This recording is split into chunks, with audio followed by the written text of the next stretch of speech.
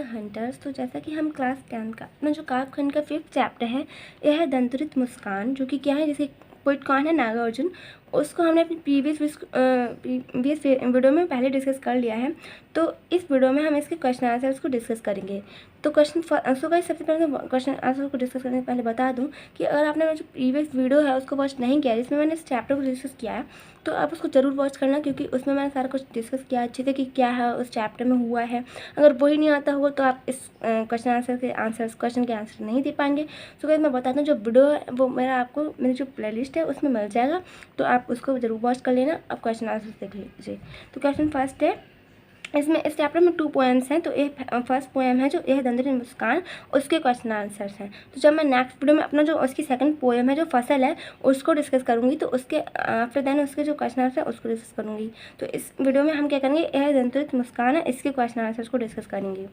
तो first question है, बच्चे की दंतरित मुस्कान का कवि के मन पर क्या प्रभाव पड़ता है। तो जो क्वेश्चन फर्स्ट है उसमें क्या है, जो बच्चे की दंतरित मुस्कान है उसका जो कवि के मन पर क्या प्रभाव पड़ता है ये बताना है। तो आंसर में रख देंगे बच्चे की दंतरित मुस्कान को देखकर कवि का मन अत्यधिक प्रसन्न हो जाता है। फर्स्ट पॉइंट में रख देंगे क्या है, जो बच्चे की दंतरित मुस्कान को देखकर क्या है, जो कवि का मन है वो अत्यधिक प्रसन्न हो जाता है। सेकंड पॉइंट में लिख देंगे उनके मन में यह भाव उमड़ता है कि बच्चे की मुस्कान में जीवन का संदेश है, संपूर्ण प्रकृति उस मुस्कान से प्रभावित है। तो क्या है, उनके मन में क्या है, भाव उमड़ता है कि बच्चे की जो मुस्कान है, बच्चे की मुस्कान में जो जीवन का संदेश है और संपूर्ण प्रकृति उसकी मुस्कान से क्या है, प्रभावित है।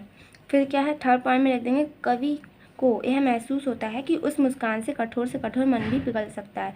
जो पॉइंट थर्ड है उसमें लिख देंगे कि जो कवि है उसको ऐसा महसूस होता है कि उस मुस्कान से मतलब जो बच्चा है उसकी मुस्कान से देखकर जो कठोर मन भी है वो भी पिघल सकता है। तो हम पॉइंट फोर्थ को देख लेते हैं। उसके मन में बच्चे की माँ के प्रति कृतज्ञता का भाव आ जाता है, जिसके माध्यम बनने से कवि उस मनमोहक मुस्कान से परिचित हो सका है। तो उसके मन में क्या है, बच्चे की जो माँ है उसके प्रति कृतज्ञता का भाव आ जाता है, जिसके माध्यम से क्या है, जिसके माध्यम से बनने से कवि है उसका उस मनमोहक और मुस्कान से परिचित हो सका। वो इसमें ये भी बता रहे हैं जो कवि हैं। तो गाइस, यहीं पर हमारा जो क्वेश्चन फर्स्ट है उसका आंसर कंप्लीट हो गया। हम क्वेश्चन सेकंड पर आते हैं। क्वेश्चन सेकंड है, बच्चे की मुस्कान और बड़े व्यक्ति की मुस्कान में क्या अंतर है। तो क्या है, क्वेश्चन सेकंड क्या कह रहा है कि जो बच्चे की मुस्कान और जो बड़े की मुस्कान है उसमें उन दोनों की मुस्कान में क्या डिफरेंस है, मतलब क्या अंतर है। तो उन दोनों की मुस्कान में हमें क्या बताना है, डिफरेंस बताना कि बड़े की और जो बच्चा है उसकी मुस्कान में क्या डिफरेंस है। तो सबसे पहले तो इस आंसर में लिखने से पहले हम इसकी एक हेडिंग डाल देंगे, बच्चे की मुस्कान और एक बड़े व्यक्ति की मुस्कान में अंतर। तो ये हेडिंग जरूर डाल दें, तो फिर इसको डाल देना, क्योंकि वरना हमारा आंसर मतलब अच्छा नहीं लगेगा। मतलब इसमें हमें आपको गुड मार्क्स गेन करनी है, तो इसको हेडिंग तो बनती है यहाँ पे। तो पॉइंट फर्स्ट नीचे लिखेंगे, बच्चे की मुस्कान में स्वाभाविकता होती है, जबकि बड़े व्यक्ति की मुस्कान उतनी स्वाभाविक नहीं होती, कभी कभी वह एकदम ही कृत्रिम होती है। क्या है, जो बच्चे की मुस्कान है वो उसमें क्या होती है, स्वाभाविकता होती है, जबकि जो बड़े व्यक्ति हैं उनकी मुस्कान में उतनी स्वाभाविकता मतलब नहीं होती। तो क्या है, उनकी मुस्कान इतनी स्वाभाविक नहीं होती, कभी कभी वह एकदम क्या होती है, कृत्रिम होती है। तो फर्स्ट पॉइंट में हमें इतना लिख देना है। फिर हम सेकेंड पॉइंट में आगे और लिखेंगे। सेकंड पॉइंट में लिखेंगे, बच्चे की मुस्कान पूर्णतः निश्चल होती है, इसके विपरीत बड़े लोगों की मुस्कान में अवसर का ध्यान होता है। तो सेकंड पॉइंट है उसमें क्या लिखना है कि जो बच्चे की मुस्कान है वो क्या होती है, पूर्णतः निश्चल होती है। इसके विपरीत इसके अलावा जो है, जो बड़े लोगों की जो मुस्कान है वो क्या है, उन पर जब कोई अवसर होता है, अवसर का ध्यान रखते ही उनको मतलब मुस्कान क्या आती है। मतलब क्या है कि जो लोगों की मतलब मुस्कान है वो कोई अवसर के ध्यान रखते हुए मतलब होता है। तो क्या है, बच्चे की मुस्कान है वो कैसी है, पूर्णतः निश्चल है, और इसके विपरीत जो बड़े लोग हैं उनकी मुस्कान में अवसर का ध्यान रखना होता है। तो क्या है, थर्ड पॉइंट है, बच्चे की मुस्कान में उन्मुखता होती है, जबकि बड़ा व्यक्ति परिस्थिति के अनुसार बंधी हुई मुस्कान ही बिखेर पाता है। बच्चे की जो मुस्कान है उसमें क्या होती है, उन्मुखता होती है, जबकि कोई बड़ा व्यक्ति है वो क्या होता है, अपनी परिस्थिति के अनुसार ही हंसता है, मुस्कान उसके आते हैं। मतलब जो बच्चा है वो तो उसकी मुस्कान क्या उन्मुखता है, लेकिन जो बड़ा व्यक्ति है वो बेफालतू में हे तो नहीं करता रहेगा। तो इसमें क्या है, उसमें वो अपनी कंडीशन के देखता है कि हाँ यहाँ पर उसकी कंडीशन बनती है, वहीं पर लाफिंग मतलब स्माइल पास करेगा।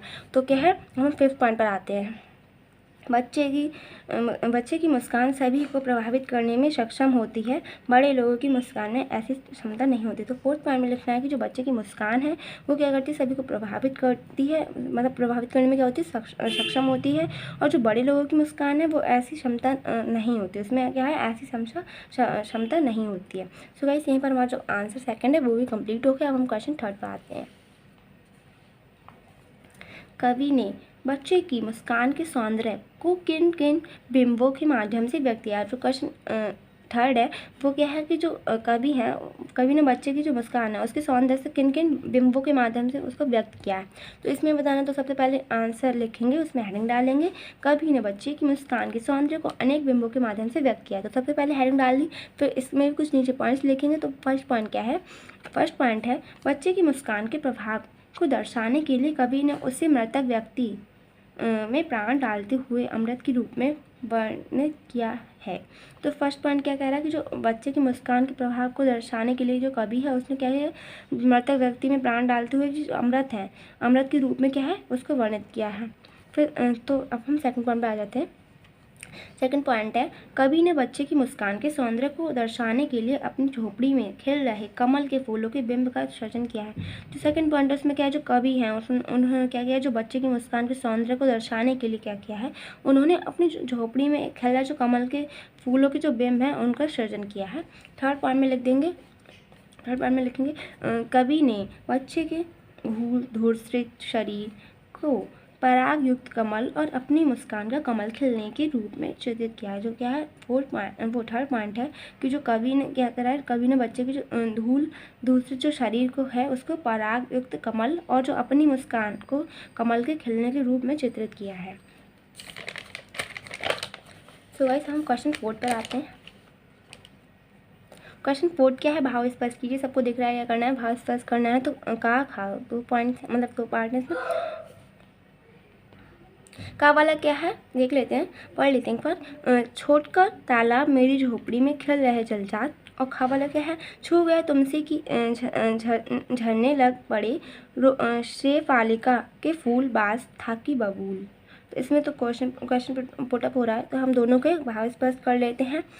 फर्स्ट तो हम का वाले का भाव स्पष्ट करते हैं। तो इसमें सबसे पहले क्या पड़ जाएगी, हेडिंग पड़ जाएगी भाव, फिर हम इसका भाव स्पष्ट करेंगे। तो आगे लिख दे रहे हैं, मतलब पहले तो हेडिंग पड़ेगी, फिर क्या है, कवि को मुस्कुराता, इस वाले का है, का वाले का ये। तो क्या है, कवि को मुस्कुराता हुआ धूल दूसरे बालक कमल के खिलते हुए फूल की तरह लग रहा है। जो कवि को जो मुस्कुराता हुआ जो धूल दूसरे जो बालक है वो क्या कर रहा है, जो कमल के जो खिलते हुए फूल की तरह लग रहा है। फिर उसे देखकर कवि ऐसा महसूस करता है कि तालाब को छोड़कर उसकी झोपड़ी में ही कमल के फूल खिल रहे हैं। और अब ऐसे उसको देखकर जो बालक, उनका जो बच्चा है उसको देखकर वो क्या लग रहा है, कवि को ऐसा महसूस हो रहा है उस बेबी को देखकर कि जो तालाब है उसको छोड़कर वो उसकी ही झोपड़ी में, मतलब क्या है, कमल के फूल खिल रहे हैं। तो इस वाले का वाले का ये भाव स्पष्ट कर लिया। अब हम खा वाले पर आते हैं। जो ए वाला है, छू गया तुमसे कि झरने लग पड़े शेफालिका के फूल पास था कि बबूल। तो इसका हम भाव स्पष्ट कर लेते हैं खा वाले का। भाव हेडिंग पड़ जाएगी फर्स्ट वाले की तरह। क्या है कि जो फर्स्ट में हेडिंग पड़ी है भाव, तो इसमें भी क्या पड़ जाएगा, भाव, क्योंकि इसमें हम क्या कर रहे हैं, भाव स्पष्ट कर रहे हैं। यहाँ पर है भाव स्पष्ट कर रहे हैं, तो हम इसमें भी सबसे पहले हेडिंग डाल देंगे भाव। कवि को बच्चे की दंतुरित मुस्कान अत्यंत मोहक लग रही है। अब जो कवि हैं उनको क्या है, जो बच्चे की मुस्कान है वो बहुत ही अत्यंत, मतलब अत्यंत माने होता है बहुत ज़्यादा, तो क्या है, अत्यंत मोहक लग रही है। उसे लगता है, अब जो उसे लगता है मीन्स क्या है, यहाँ पर कवि को लगता है कि संपूर्ण प्रकृति उस मुस्कान से प्रभावित है। उनको लग रहा है कि संपूर्ण प्रकृति है वो उसकी मुस्कान से प्रभावित है। कवि बच्चे से कहता है, अब जो कवि हैं वो बच्चे से कह रहे हैं कि तुम्हारा स्पर्श पाते ही वाह से बबूल से शेफालियों के फूल झड़ने लग गए हैं।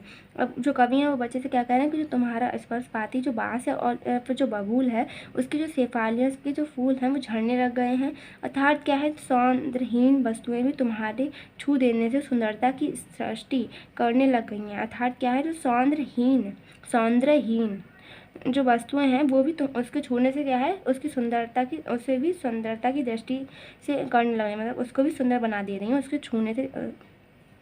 फिर आगे क्या है, इस पंक्ति में बालक के ऐसे पारस रूप की कल्पना की गई है जिसके स्पर्श दूसरी वस्तुएं भी सौंदर्य से परिपूर्ण हो जाती हैं। इस पंक्ति में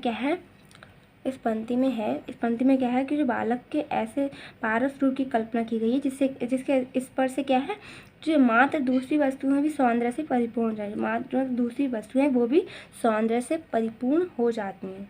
सो गाइस, यहीं पर हमारा जो चैप्टर है ये दंतुरित मुस्कान, जो कि फर्स्ट पोएम है, उसके हमारे क्वेश्चन आंसर भी फिनिश हो गए। मतलब क्या है, ये दंतुरित मुस्कान हमारा पूरा कंप्लीट हो गया। सो गाइस, मिलते हैं नेक्स्ट वीडियो में। फसल है उसको, फसल जो पोएम है उसको डिस्कस करेंगे। वो वाला जो पोएम है उसको डिस्कस करेंगे, फिर आफ्टर फसल के भी हम क्वेश्चन आंसर्स को डिस्कस करेंगे। सो गाइस, मिलते हैं नेक्स्ट वीडियो में। So guys, hope you like this video. Bye bye.